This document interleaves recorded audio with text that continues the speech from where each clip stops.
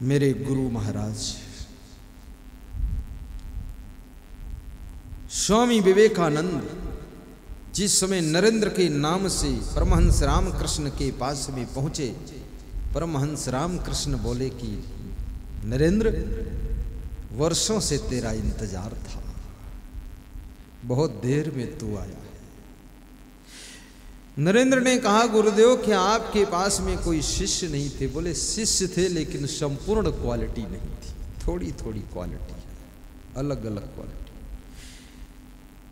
तुझ जैसे शिष्य को पाकर के मैं बहुत खुश हूं। और भारत देश में प्रचार प्रसार के लिए तेरे को देश विदेश में अलख जगाने के लिए तैयार करता हूं। वही नरेंद्र नाम का बालक आगे चलकर स्वामी विवेकानंद के नाम से प्रसिद्ध हुआ। ईमानदारी के साथ साथ में जिम्मेदारी भी हो।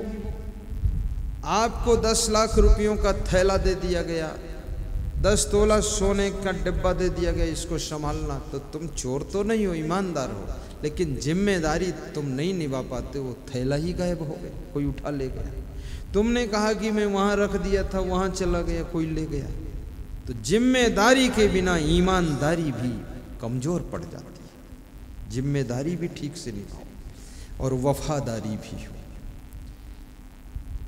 जिसके पास में रहते हो, जिसके सानिध्य में रहते हो, जिसकी रोटी खाते हो, जिसकी छाया में पलते हो, उसको कभी धोखा मत दो। वफादार सेवक बनो, वफादार नौकर बनो, वफादार पत्नी बनो। देखिए, पत्नियां तो बहुत होती हैं, लेकिन वफादार पत्नी जब पति संकट में होता है तो उसको छोड़ती नहीं, साथ देती। वफादार पति, एक मिनिस्टर अपनी पत्नी का हाथ पकड़ करके हमारे पास कुंभ मेला में दर्शन कराने लाया, तो मैंने कहा किसका हाथ पकड़े हो? बोले मेरी वाइफ है, मेरी भार्या है। हाथ क्यों पकड़े हो, कमजोर है क्या? बोले नहीं, अंधी है, दिखता नहीं इसको। तो हमने कहा आप इतने बड़े मिनिस्टर और ये अंधी और इसके साथ तुम? बोले जब आंख वाली थी तब मैं इसका पति था, अब बीच में इसकी आंख नहीं रह गई, लेकिन मैं इसी का पति रहूंगा, दूसरे का पति नहीं बनूंगा। ये मिनिस्टर छत्तीसगढ़ का ब्रजमोहन अग्रवाल, वो अपनी पार्टी का शेर है, दहाड़ कर भाषण करता है, लेकिन इतना चरित्रवान वफादार पति, वफादार शिष्य, वफादार गुरु, वफादार पति, वफादार पत्नी, वफादार भाई, वफादार दोस्त, ये याद रखना, ये आपकी जान की सुरक्षा करने वाले होते हैं। वफादार मनुष्य अपने देश की भक्ति भी करता है। गद्दार लोगों से देश को खतरा है, लालच में आकर के देश को बेच देंगे। गद्दार नहीं बनना है, वफादार बनना है। और याद रखना, वफादार पुत्र भी बनो, अपने माँ बाप को प्रेम से रखना। वफादार बहू बनो, और बहुओं को थोड़ा सा विवेक आ जाए तो धन्य हो जाए। बहू को सोचना चाहिए, जो मेरे सास ससुर ने इतना मकान बनाया, जमीन खरीदा, दुकान लाए, गाड़ी लाए, सब कुछ तो हमारा ही हो गया, और उनका बेटा भी हमारा पति हो गया, तो सब पर तो मेरा अधिकार हो गया। और ये 2 दिन के मेहमान हैं, ये विदा हो जाएंगे, फिर तो दमादम मस्त कलंदर मेरा पहला नंबर, क्या फर्क है? ये सोचना चाहिए, और सास ससुर के पैर छूकर धन्यवाद देना चाहिए कि धन्य हो और मेहनत करो। और कहना चाहिए सास ससुर से, हमारे पास बुद्धि कम है, आप संभालते हो तो ठीक है, नहीं सब बिगड़ जाएगा। तो सास ससुर बुढ़ापे में भी खूब दौड़ लगाएंगे, बहुत मेहनत करेंगे। बुद्धि कम हो ना हो, लेकिन फिर भी बोलना चाहिए कम है, नम्रता आती है। एक बात बता देता हूं, आत्मा अमर है, शरीर नश्वर है, वासना बंधन है, भक्ति मुक्ति की चाबी है। ये आत्मा नर नारी नहीं है, ये आत्मा ज्ञान स्वरूप है। शरीर परिवर्तन होता है, ये आत्मा वही रहता है। इस आत्मा के कल्याण के लिए भक्ति करना, उद्धार करना और इसके लिए प्रवचन भी सुनना। क्योंकि इस धरती को संभालने वाला एक तो माता पिता संस्कार देता है, दूसरा कोई संत अपनी प्रवचन वाणी के द्वारा संस्कार देता है। और याद रखना, एक औरत यदि अपने पति को जहर देकर मार डालती है तो क्या तुम सभी औरतों को त्याग करते हो? नहीं, तुम दूसरी सब जानते हैं। एक औरत ने अपने पति को मार डाला, लेकिन क्या सभी पुरुष फिर विवाह नहीं करेंगे? सब ये सोचते ये दुष्ट औरत थी, इसने मारा है, लेकिन सभी औरतें ऐसी नहीं होती हैं, तो फिर वह विवाह की रचना करते हैं। और वास्तव में सभी स्त्रियां ऐसी नहीं होती हैं। बहुत सी तो इतनी पतिव्रता होती है, अपने पति के नाम से व्रत भी रहती है और पति से कभी लड़ती भी नहीं है, तो हिल मिल के काम करती है। तो एक नारी की गलती से तुम सभी नारियों को नहीं छोड़ देते हो और सभी नारियां गलत नहीं हो जाती हैं। एक टमाटर सड़ा है तो क्या अच्छे टमाटर भी तुम फेंक देते हो? याद रखना, एक गाय ने बांझ हो गई, लात मार दिया, तो क्या आप किसी भी गाय का दूध नहीं पियोगे? याद रखना, अगर ये कुछ ऐसा हुआ भी है तो ऐसी बात नहीं। और बहुत से साधु संत है जो चमकता हुआ सितारा है, तेजस्वी है, प्रखर है और बहुत ज्ञान है और बहुत उसका त्याग वैराग्य चरित्र उत्तम है। उनके संस्कार लेना, उनके चरणों में ध्यान देना और अपनी जिंदगी को बदल देना। ये आपका भरम मिटाना। तो जो महाराष्ट्र का भक्त आया, उसने कहा कि मैं सत्संग खूब सुनता हूँ, आपका भी सुनता हूँ, और सुधरूं न सुधरूं ज्यादा, लेकिन नीच बना तो मेरा कुछ कम हो ही जाएगा। और बोला मैं उज्जैन आश्रम के लिए आपको दान देना चाहता हूँ।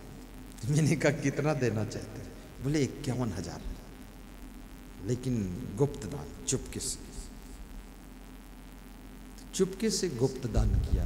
मैंने कहा नाम नहीं बोलूंगा पर प्रचार तो करूंगा ही। बोला मेरा दोस्त है और वो भी आपको 1 लाख दान देना चाहता है, ले लेना वो। तो फिर बोला कि गुरुदेव कुछ भी हो, लेकिन आज भी इतने महान संत इस धरती पर है जिसकी वाणी से बहुत पापी सुधर रहे, जिसके ज्ञान से। और इसलिए मैं सोचता हूँ उज्जैन में आश्रम बन जाएगा तो हम भी उस आश्रम में कभी आएंगे। नहीं आएंगे तो मध्य प्रदेश के लोग कम से कम आश्रम से लाभ लेंगे। उज्जैन की पावन धरा पर आश्रम बनने जा रहा है, जहाँ के लिए भूमि दान का अभियान चल रहा है। 2 गज भूमि 1100 रुपये की, 4 गज भूमि 2100 की और 10 गज भूमि 5100 की। कल एक सज्जन ने 10 गज भूमि के लिए 5100 रुपये नगद दान दिए हैं। मन की शांति के लिए सत साहित्य केंद्र में जाकर के वहाँ से सदग्रंथ खरीद लेना, प्रवचन की मेमोरी कार्ड पेन ड्राइव ले लेना और घर की शांति के लिए संत महान पुरुषों की तस्वीरें घर में लगाना, हीरो हीरोइन की तस्वीर मत लगाना। और भाइयों बहनों, घर में लक्ष्मी की कृपा रहे, इसके लिए घर में सुबह शाम 2-2 घंटे प्रवचन और भजन की आवाज़ गूंजती रहे तो घर में लक्ष्मी की कृपा रहेगी। और शरीर को स्वस्थ रखने के लिए संयम नियम का भोजन करना, व्यायाम भी करना। और श्री च्यवन आयुर्वेद की दुकान यहाँ आई है, वहाँ से च्यवन आयुर्वेदिक औषधियों को सेवन करना। बहुत तरह की वहाँ दवाएं हैं और बहुत तरह से फायदा करती हैं। ध्यान मूलम गुरुर्मूर्ति, पूजा मूलम गुरुपदम, मंत्र मूलम गुरुर्वाक्यम, मोक्ष मूलम गुरु कृपा। शांति शांति शांति। सभी श्रोता 1 मिनट सीधे बैठकर आंखें बंद करके ध्यान करें, पद्मासन में बैठे।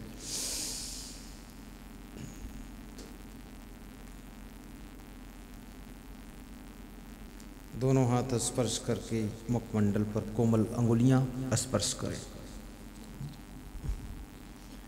दोनों हाथ जोड़ करके बोले, जय कबीर, जय कबीर, जय क्षमादेव, जय क्षमादेव, जय गुरुमनदेव, जय गुरुमनदेव, जय श्री राम। जय श्री राम। अंजलि बांध लें, नीचे अंजलि रख लें सामने। जब एक कहूँ सिर पीठ को झुका देना, बोलना साहेब। दो कहूँ सिर पीठ उठाकर व्यास गादी का दर्शन करना, बोलना बंदगी। 3 बार झुकना, 3 बार उठना, 3 बार साहेब बंदगी बोलना। 3 बार साहेब बंदगी करने से 3 ताप से छुटकारा मिलता है। 1 साहेब 2 बंदगी, गलत, पूरा झुको और जोर से बोलो साहेब बंदगी। 1 साहेब 2 बंदगी, राइट। 1 साहेब 2 बंदगी, 1 साहेब 2 बंदगी। ताली बजा दो।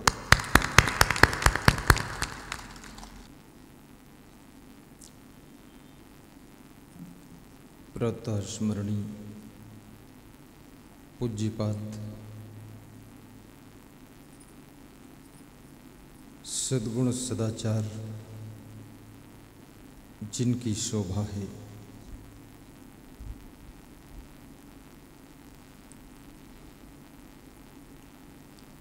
ऐसे महान सद्गुरुदेव पूज्य श्री क्षमादेव जी के पावन चरणों का आशीर्वाद लेकर भारत देश की धर्मभूमि मध्य प्रदेश डिस्ट्रिक्ट छिंदवाड़ा ग्राम उमरनाला की धरा पर सुखद सत्संग कथा में हम और आप निमज्जन करेंगे, जीवन को कृतार्थ करेंगे।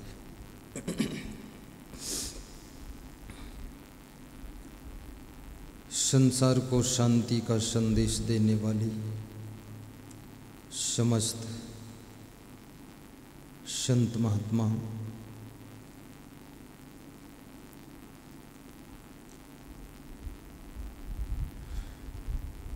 आस्था के पथ पर चलकर जीवन को धन्य बनाने वाले भद्र पुरुषों,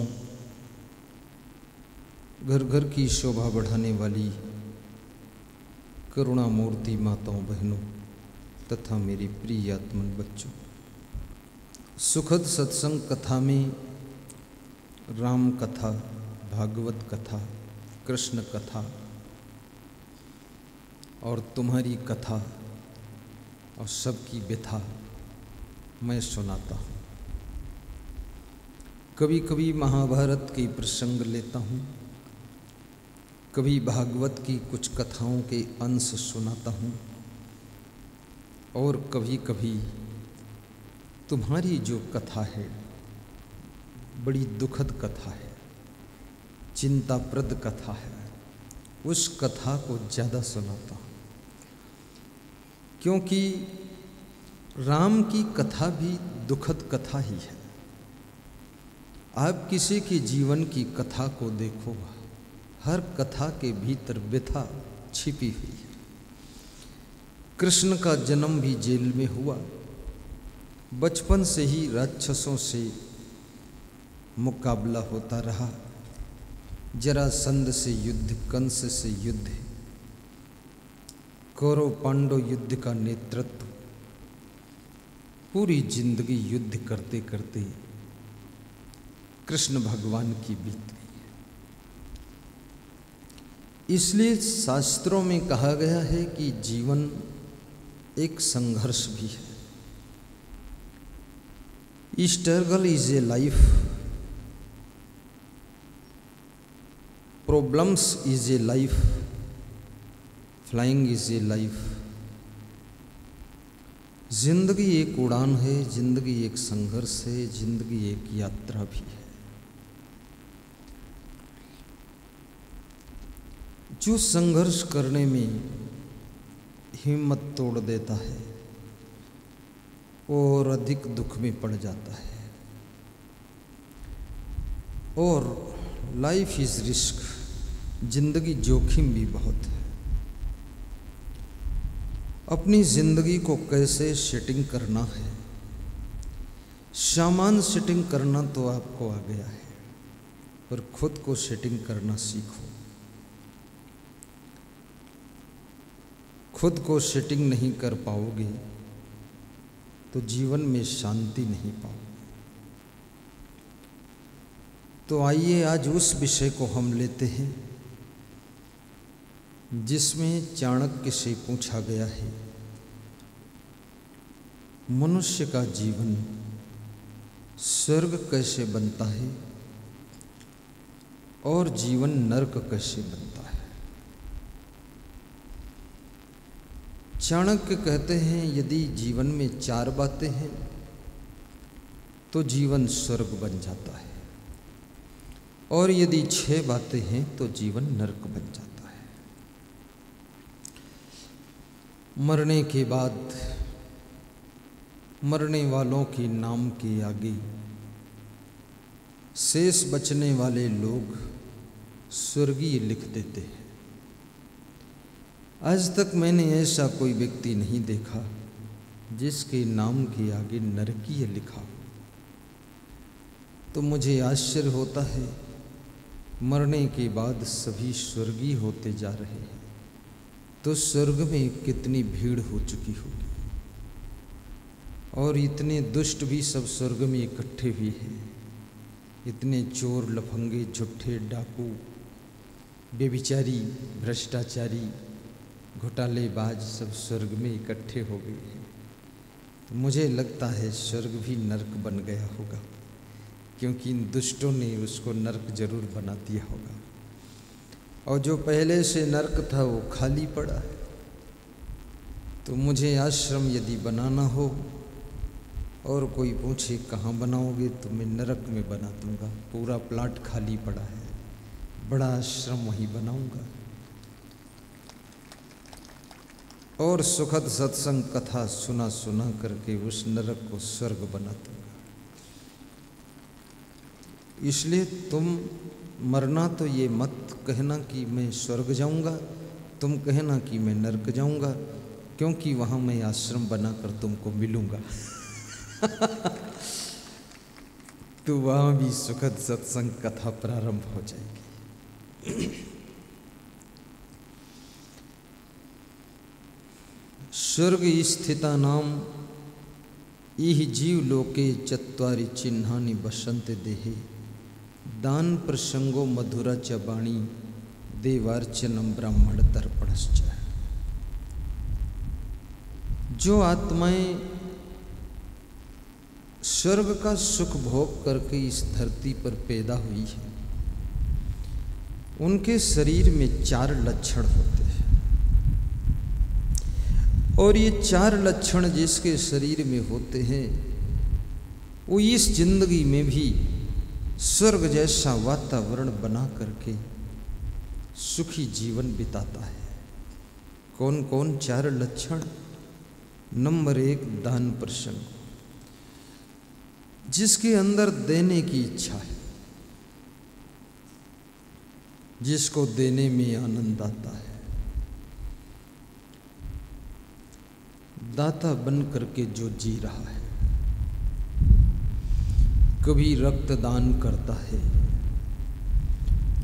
ताकि देश की सीमा पर देश की रक्षा करने वाले मिलिट्री के जवान कभी विदेशियों के आक्रमण से घायल हो जाए, उनका खून निकल जाए, तो मेरा खून उनकी सेवा में लग जाए और मेरे जवान देश की सीमा पर फिर से लड़ सकें और देश की रक्षा कर सकें। इसलिए जो रक्तदान करता है वह व्यक्ति भी सुखी रहता है और स्वर्ग का निर्माण करता है। अपना खून दान भी करना चाहिए, रक्तदान। और यदि हो सके तो मृत्यु से पहले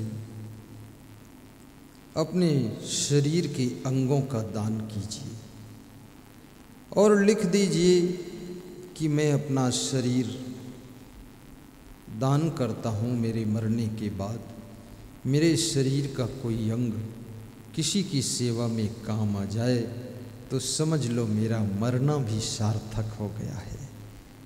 अंगदान भी कीजिए। महान कार्यों को सफल बनाने के लिए समय दान भी कीजिए। समय दान बहुत बड़ा दान है। आपके गांव में कोई व्यक्ति सत्संग समागम करा रहा है, उसके पोस्टर चिपकाने के लिए समय दान कीजिए और श्रम दान कीजिए। श्रम दान और समय दान दोनों साथ साथ होना चाहिए। पोस्टर चिपकाइए, होर्डिंग लगाइए और प्रचार प्रसार में मदद कीजिए। यदि आपके आयोजक थोड़ा कमज़ोर पड़ रहे हैं तो उनको धन दान भी दीजिए। उनसे बोलिए कि हम 21,000 रुपये का सहयोग करेंगे। उमरिया के सुरजीत सिंह परमार राजपूत मेरी पधरौनी बोरदेही गांव के पास में थी, तो वहाँ के लोग कहने लगे हम भी सत्संग कराएंगे। तो उमरिया का जो भक्त मेरे साथ गया था, सुरजीत सिंह परमार, तो उसने कहा 21,000 हम इस गांव में भी दे देंगे। तो 2,05,000 इकट्ठा हुआ। तो फिर उठकर खड़ा हुआ सुरजीत सिंह, बोले 51,000 दे देंगे, हिम्मत मत हार। फिर अभी वो मिलने आया मुझे, बोले 1 लाख हम दे देंगे दूसरे गांव में, लेकिन प्रोग्राम होना चाहिए। हमारे भक्त श्री राम कुमार गभेल छत्तीसगढ़ प्रदेश डिस्ट्रिक्ट जांजगीर चांपा, उन्होंने ऐलान कर दिया कि हमारी शक्ति तहसील में कोई असंग देव का सत्संग कराए तो 51,000 मेरी ओर से गड्डी ले जाए। तो एक आदमी ने तुरंत करा दिया, उन्होंने तुरंत 51,000 दे दिया। तो मैंने कहा राम कुमार अगर 10 लोग करा देंगे तो फिर आपका तो बहुत ज़्यादा हो जाएगा।